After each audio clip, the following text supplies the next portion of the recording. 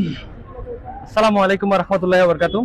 আজকে ঐতিহাসিক ৭ নভেম্বর বিপ্লব ও সংহতি দিবস উপলক্ষে চট্টগ্রাম উত্তর জেলা জাসাসের কর্তৃক আয়োজিত আজকে ২ নম্বর গেট বিপ্লব উদ্যানে আমরা শহীদদের সমাধিতে শ্রদ্ধা জ্ঞাপন করার জন্য আমরা উপস্থিত হয়েছি। আজকে আমাদের সাথে আছেন ফটিকছড়ি উপজেলা জাসাসের সম্মানিত যুগ্ম আহ্বায়ক সুমন বাপ্পি, যুগ্ম আহ্বায়ক জাহাঙ্গীর ভাই এবং সাথে আছেন আরো আমাদের ফটিকছড়ি উপজেলা পৌরসভার সংগ্রামী সদস্য সচিব আজম ভাই।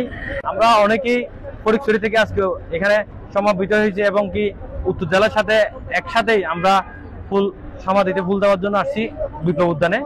আজকে ঐতিহাসিক ৭ নভেম্বর এই দেশে আবার একটা বিপ্লবের মাধ্যমে আমাদের মেজর জিয়াউর রহমানকে গৃহবন্দী থেকে মুক্ত করে দেশ সার্বভৌমত্ব রক্ষা করেছে।